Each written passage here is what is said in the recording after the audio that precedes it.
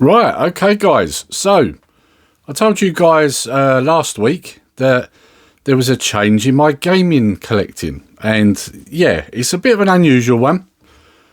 Let's get right into it, really, right? So, as you know, or most of you probably know from watching the channel, I'm a big fan of Star Wars. However, in recent years, since Disney took over, my views on that have changed quite a bit. Especially when it comes to their sequel trilogy. Wasn't a big fan of Solo. Rogue One was good. And The Mandalorian's good. So it's a bit of a mixed bag. But we're not here to talk about the films. We're on about gaming. So, where does this fit into my collecting changing? Well, what I've decided to do is rather than collect a full set of PS2 or a full set of Mega Drive or a full set of SNES, what I'm going to do is I'm going to try and get a full set of Star Wars games. Like I said, it's unusual. So, what I'm going to try and do is collect every single Star Wars game that's been released on a home system. Now, there are a few specifics here. Obviously, I'm only going to collect PAL. I'm not interested in anything that's NTSC or Japanese. Only PAL. And of course, the other thing is when it comes down to things like Nintendo, as we know, the cardboard boxes are not always great. So if I can get them in good condition with the cardboard box, then that's what I'll strive to get. But if that's pretty much an impossibility, then cart only will do. But yeah, basically my aim is to try and collect every Star Wars game that's been released on a home system, console, whatever that may be.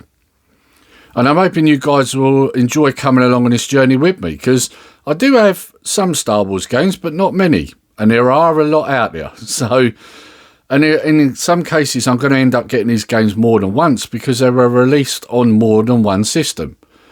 Good example, the Star Wars trilogy that was released on the Commodore 64 was also released on the Spectrum and the Amstrad. So obviously, I'm going to have to get them particular games 3 times over. So this is how it's going to go, isn't it? So yeah, I think it'll be an interesting journey.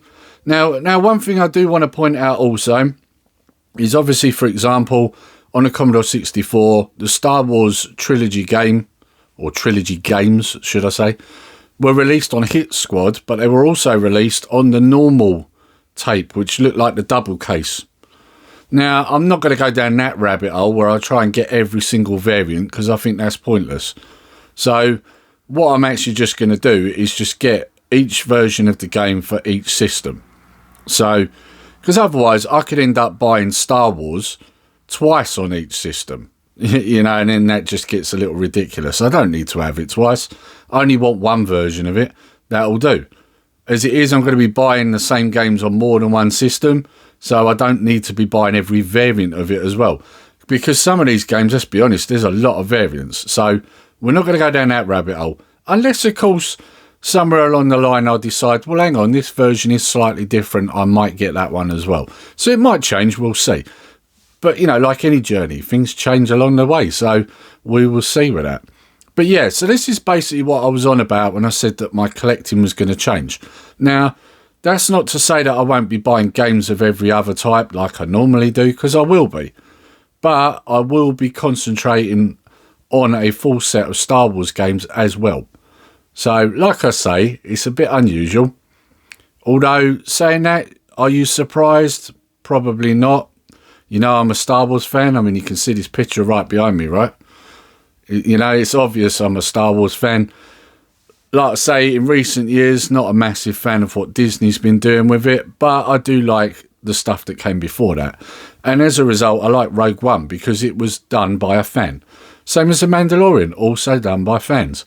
So I wouldn't say I dislike Star Wars and what they're releasing now, because that's totally not true. Some of it I'm not a fan of. That's the best way to put it. So yeah, other than that, I will always be a Star Wars fan.